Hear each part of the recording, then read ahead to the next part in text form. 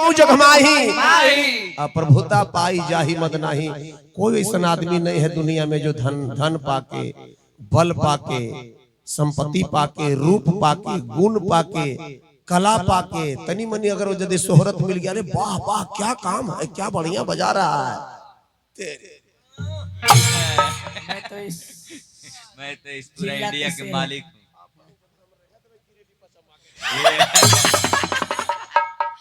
बुझ जाई केकरो ना रहल ना रही मास्टर ये कुछो बोलबे तो उधरे भागते से। वैसा ही राजा दक्ष के अभिमान भाई जब ब्रह्मा जी प्रजा लोक के नायक बना दिहले कहले अब हमरा समान के बा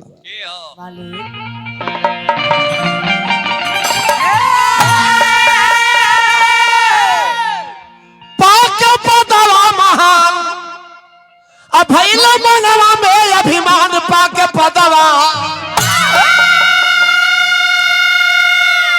भैल मन में अभिमान तो के बा हमारा समान ई जहानवा। साफ बेटा भर पेटा बुझतो गलती एकदम एको दाना ने न गिरतो पाके पदवा महान भैल मनवा में गुमान पाके पदवा अरे भैल मनवा में गुमान का 3 ताल में ही मेरे दम का के अरे के बा हमारा समान ई जहां।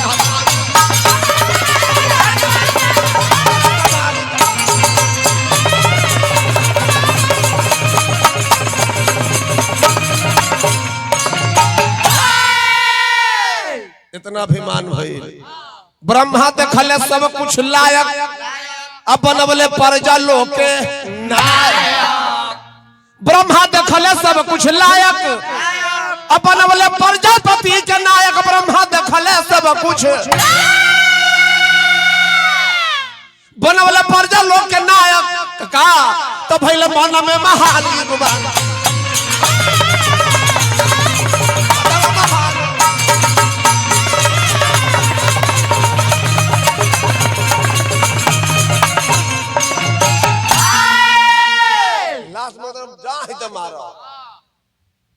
जब राजा दक्ष के अभिमान भइल तो का कइले उन्हें भी जग वाला सुने है ना ये जो जग हो रहा है जग अनुष्ठान कइले काहे सब प्रणाम किए थे लेकिन शंकर जी प्रणाम नहीं किए थे। इसलिए सिस्टम भी है कि ससुर को भी दामाद प्रणाम नहीं करते हैं बने शंकर जी के अनुसार।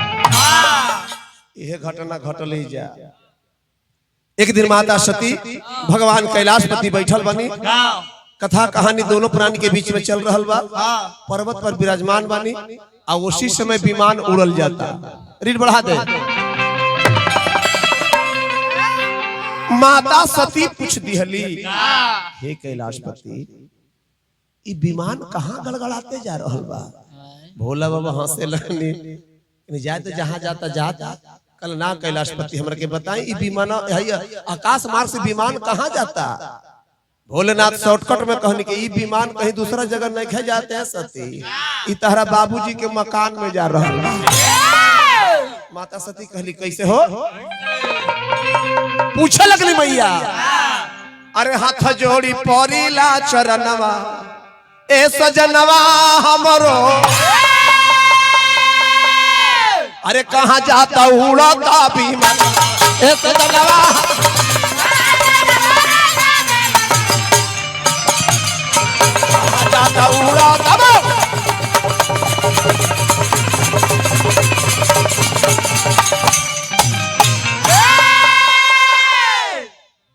बुझाए ना हाय कोई अब हो बोलते ही ना वो ना बोले वाला हाय तो शेर भी पोष में तो का तो कुत्ता है। ए बाबू माता सती पूछली हाथ जोड़ी पैया पारी अब बतिया कही हमसे मुटकी बजाए तो कौन केकरा जुड़े रहले सब दिन यही में 3 ताले में अंतरा हो। हाथ जोड़ी पैया पारी अब बतिया मानी भैया मोर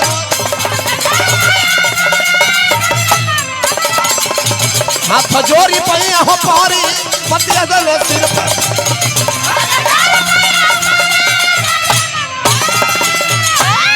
हे नाथ ई कहाँ जाता?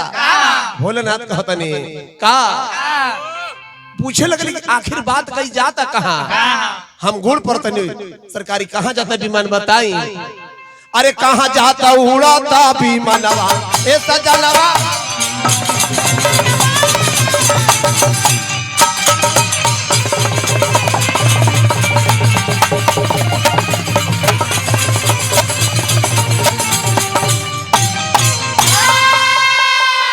भोलेनाथ गनी तारा बाबूजी के मकान में जाता तब जिद कर दी हली के सोनी ना हमारी इच्छा करते हैं नाथ, बहुत दिन हो गए बाबू से माई से मिल रहा, हमारी इच्छा होता कि हम होतनी यही बहाने जयती जगशाला भी घूमती देखती है माई बाबू से भेंट भी हो जाएगी। भगवान भोलेनाथ कहने मथवा काम नहीं खा करत उतार बाबूजी जग नहीं खन कैले हमारा अपमान के करे खातिर जग के अनुष्ठान कैले बड़े मत जा कल नहीं कल रे पगली बिन आदर के जैबू भवानी और ना मिली है नैहर में पीढ़ा पानी। माता पार्वती जानते नहीं का बोले हैं मंदिर तोरा ध्यान देवे के। माता सती पूछली बतवली कि हे भोलेनाथ रउए बताओ तनी कि गुरु के माई के और बाबूजी के माने माता पिता और गुरु के शरण में बिना बोलवलहू जाए के बस शंकर जी के मुंह में बंद हो गए जा। लेकिन कह तरीका अरे पीर मेन से अरे पीर बाबू हमारो कोइले बाड़ा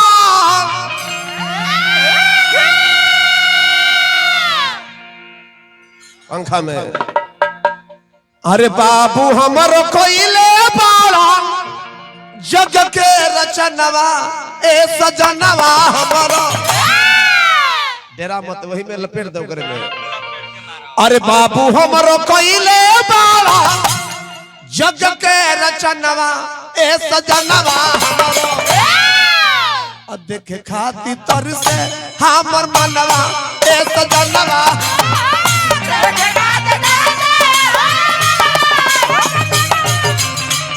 देखे खाती तर से हमर मनवा ए सजनवा हमर।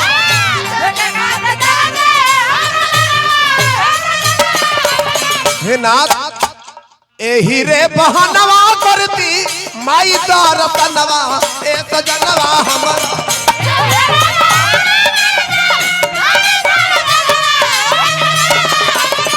एही रे बहनवा करती माई के दरसनवा ए सजनवा हमर।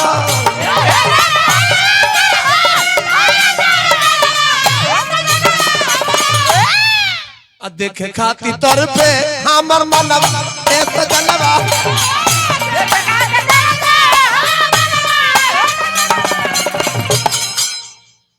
जे रखो लंबा हो जाए।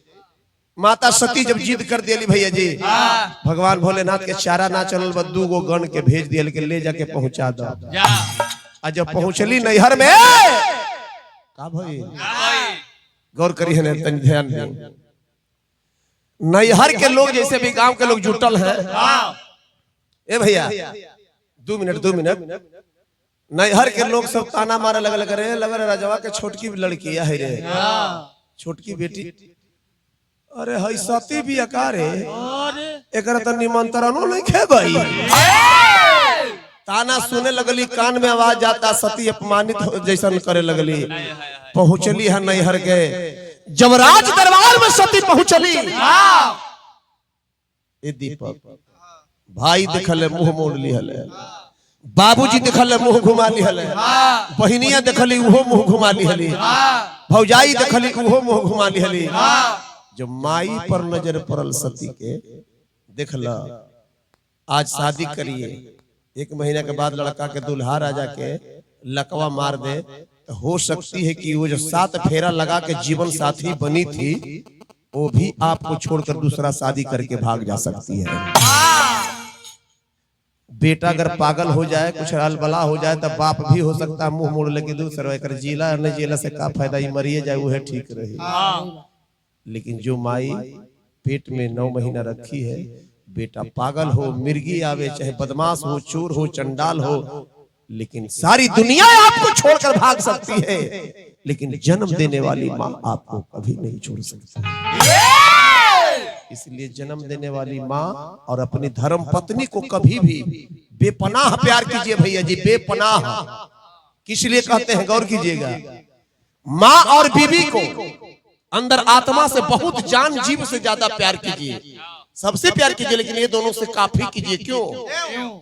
माँ जो है इस दुनिया में आपको लाई है,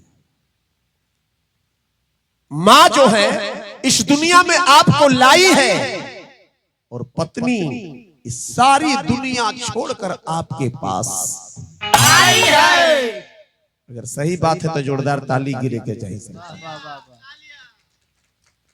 इस दोनों से बेपनाह प्यार करके चाहिए बबुआ, यह जिंदगी के जीवन साथी है। गलती? अरे ठीक नहीं है, इधर दूसर है। देखिए मैया के जब नजर पड़ल, ओने से माई एने से बेटी, सती जोन बड़ी देखली माई पर, माइयों के आंख से आंसू बहे लागल, बेटियों के गंगा जमुना के धारा बहे लागल। माँ और बेटी के समागम मिलन कैसन भई, दोनों दौड़ के हहुआ के रो रो के माई सती अपना माई के पास में दुख सुनाओ तरी की, मैया कौन वैसन चूक हमरा से भइल माई, जी सारी दुनिया के बोलबलू हमनी के काहे बिसार दिया। रो रो के कहते आगे बढ़ाओ। अरे देवता बैठा वालो माई हो, सबके बोलबलू ए माई, सबके हो बोलबलू, हमारा के काहे माई हो। अरे दिल से 20 ये में पखाउज में चलिए। अरे देवता पठवलो माई हो, सबके हो बोलवलो, देवता पठवलो मैया हो, सबके हो बोलवलो, हमारा के काहे माई हो, हमारा के काहे माई हो, दिल से बिसरलू, हमारा के काहे माई हो, दिल से बिसरलू।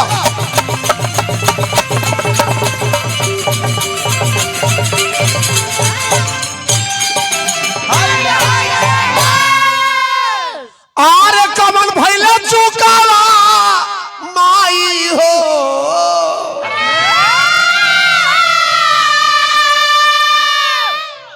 दिल से बिसरलू, माई काहे बिसार दिलू। रोवे लगली मैया बेटी की बोली सुन के, कैसे हो।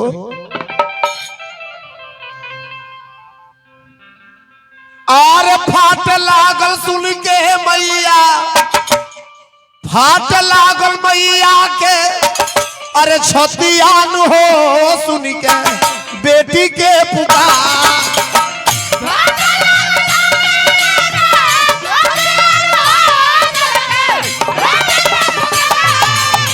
फाट लगली मैया जी के छतियान हो, बेटी रोवे पुका फा।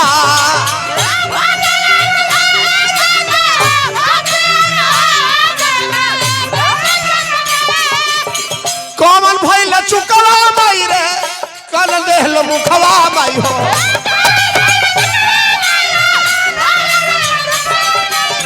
माई से सती कति माई कौन भइल चुक, कौन भइल चुकवा जे मोड़ लिहलू मुखवा माई, सबके बोला के हमरा के अपमानित कैलू माई। कौन भइल चुकवा माई रे, मोड़ी लिहलू मुखवा माई,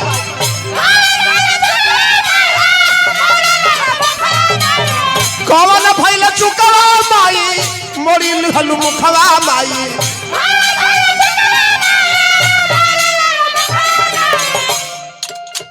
इहे कही रोवा तारी इहे कही के रोवा तारी मैया न हो बहे इहे कही के रोवे माइयों के छाती फट गई बेटी के बोली सुन के अरे रोवे लगली सोती जी के मैया न हो अखिया अरे बहे असवधा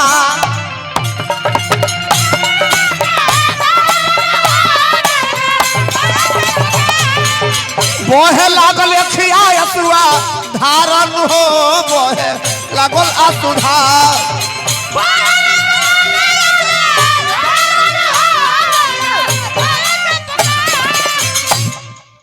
माई बेटी में संवाद भइल माई धीरे धीरे की बेटी ऐसा कुछ बात ना रहे ए बाबू के है ए बक्सा के आगे चादर वाले बहुत तरह से समझौली तब बेटी धीरे धीरे शांत भइली मैया सती घूम घूम के देखा लगल कि सबके स्थान मिलल बा इस जगशाला में और लोग के स्थान कहां कहां बा सब देवताओं के स्थान पवली विष्णु भगवान के स्थान रहे भैया जी विनोद भैया लेकिन वो खाली रहे विष्णु भगवान वहां नहीं थे विष्णु भगवान जानते थे कि पगला बाबा है बम भोले भंडारी जहां भगवान भोलेनाथ के अपमान हुई शंकर के अपमान हुई जहां शिव शंकर के अपमान हुई और जान जा कि जिंदगी में खंड भंड होते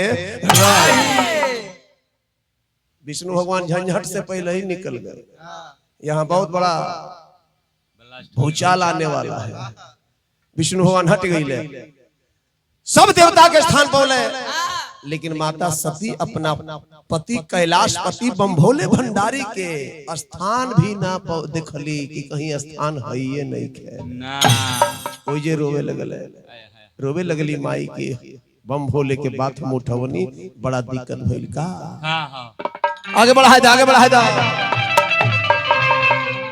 अरे सबता के दुश्मन के समनवा रोवे लगल अखिया से आंसू बहे लगल का है अरे नैहर में भैली आपा मन तेरा बसती जी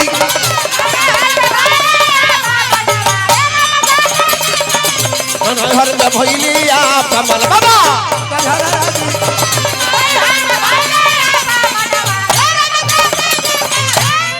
माता सती के बात कौन याद आवता जवन ने ओही जा कहलनी भोला अतवन तो ने यही जा होला महादेव मना किए थे कि बिना आदर के जाओगी तो स्थान और इज्जत नहीं पाओगी तो जवन ने ओही जा कहलनी भोला अतवन नई हर में होला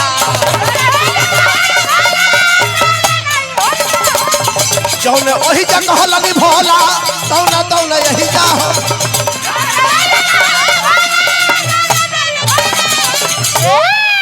अरे सबता के दुश्मन के समनवा ए सजनवा हम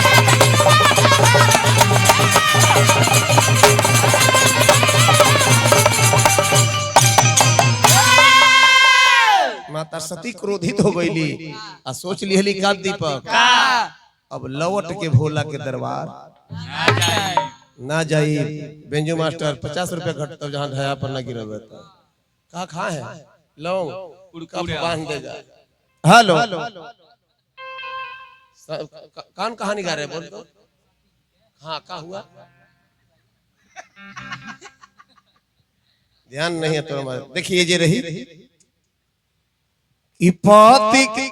पति अपमनवा सती के व्याकुल पति के करनवा सती के व्याकुल भइल मानवा अरे व्याकुल भइल मानवा हो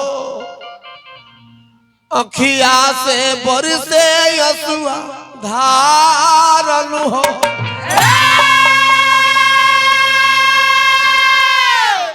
पुरान खिलाड़ी है करेजा फार वाला एकरा में तो होनी सट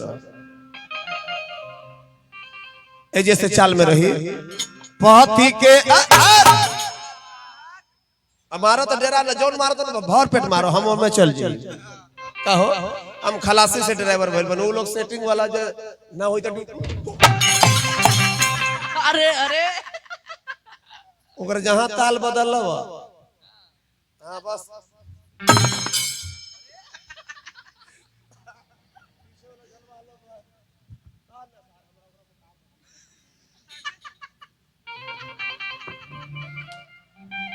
ओके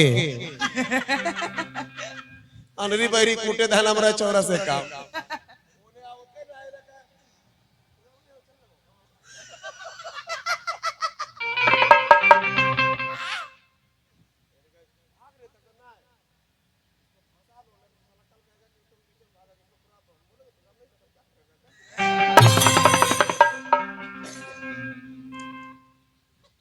सांप छछुंदर के पाला में पड़ गइल भाई आदमी बेटा निगल जाए तो आंधरे हो जाए छोड़ दो तब पागले हो जाए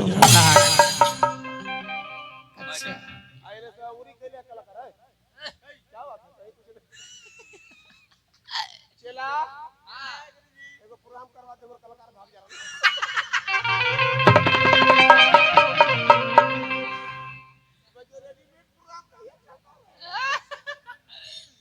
बेटा दीपक लुंगी से हाथी नहीं तोपा जा सकता। इसका कहानी कहां तक है शिव शंकर के ऊपर बहुत पुरानिया लोग बुझेंगे। लाइफ टाइम सुदर्शन शिव शंकर बूढ़ा जी में दांत भी टूट जीते तैयो दोनों बोलाओ का है तो एगो नाचता एगो हंसता दोनों के दो क्वालिटी है। एगो सुमरने में कुल नाच कूद के जितना पूंजी खत्म ओकर बाद हम नाम किसी को नहीं धर सकते। क्या बात है समझने वाले समझ मास्टर ये सब जो बात बोले उसको हटाओ नवनीत ये सब ना खाली प्रसंग वाला रखो। मास्टर पति अपमनवा सती के व्याकुल भइल मानवा रे व्याकुल भइल मानवा हो अखिया से बरसे यसुआ धार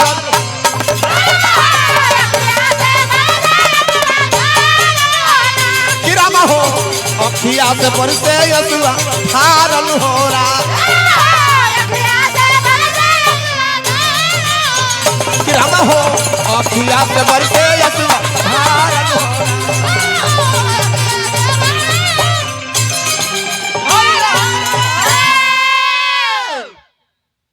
नहीं हरे में तेज अब आजू आप न पराना रे आप न पराना हो लौटी नाही जाई भोला दरबार ठान लिहली कि अभी धरती पर ना रहब वो स्वीकार बा लेकिन पति के बात ना मननी दूसरा का दंड हो। दंडक वन में भगवान के जांचे गई नहीं वो घड़ी भी बात ना मननी सीता के रूप धारण करके गई नहीं तो वही जो फंसनी आई दूसरा का दंड हो। अब वही माता सती का कहली अपना जोग शक्ति से अग्नि प्रकट करके धधका दिहली आग धधके लागल अपना जोग द्वारा आ वही में सती कूद गईली आ जल के वही नैहर में ही मर गईली। लेकिन मरते समय भगवान विष्णु से प्रार्थना कैली भगवान नारायण से कि हे परमात्मा हे विष्णु सती सती मरत हरि शनि पर मांगा अजन्म जन्म शिव पदयनु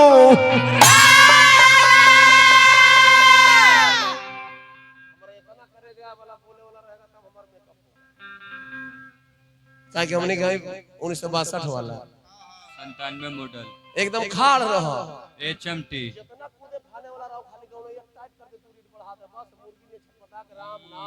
साथ है ते ही कारण ही गिर गिर जाई अजनमी पार्वती तन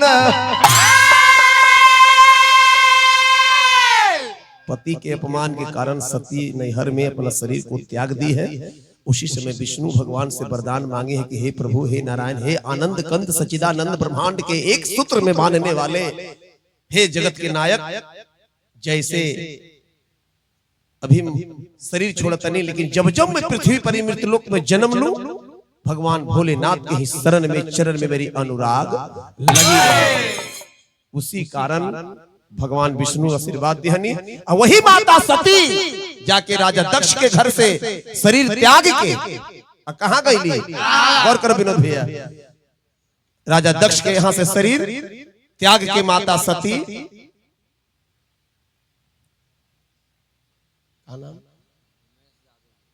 उमेश यादव जी, इनकी तरफ से बहुत बहुत पुरस्कार मिला। माता श्री जी के प्रथम सुपुत्र ना, बड़े सुपुत्र, एगो माला दे दिया जाओ। आज ने यही में तो भेंट हो तुम मालिक, ताली तनी हो जैसे वाह वाह वाह। हो गेल। बड़ी ठंडा लगा है मलवा, बड़ी कनकन लगा है, रह दो ठीक। पैसा गरम कर दे, लेकिन ये ठंडा कर दे। चल बाबू, वही समय भगवान विष्णु, रुक जाओ तने, हमरा कुछ दूसरा दिमाग में है। वही भगवान विष्णु के वरदान के कारण माता सती राजा दक्ष के घर में अग्नि में जल के मर गई। और पुनः फिर वही सती कहां जन्मी? राजा हिमाचल के घर में उनकी पुत्री बनकर, उनकी सुपुत्री बनकर, बेटी बनकर माता जगत जननी राजा हिमाचल की बेटी बनकर पार्वती के रूप में जन्म ली। जब जिस प्रकार से हम भगवान से यह प्रार्थना करेंगे कि जैसे हे प्रभु, हे नारायण, हे सच्चिदानंदन, हे बनवारी, जैसे भगवान विष्णु के रूप में वरदान दे के माता सती के पुनः दूसरा जन्म फिर शिव जी के ही चरण में दे देहनी, वैसे ही माता तितरिया कुंवर जी के फिर पुनः अपने ही पुण्य आत्मा के अनुसार जैसे ओह गति माता सती के दिहनी परमानंद, वही गति हमरा माता तेतरी देवी के लिए। कथा ई न होला डोम अइले त माला निकलल कई त हिलले डोलले त यादव जी बन्हा गेल थे त पड़रुआ एकरा बंद कर बाबू, मजा आएगा। आ यादव जी है ठंडा में गेल थे पंडित जी के घर, बंद है ना, मोबाइल हटाओ तो विश्वास होता है।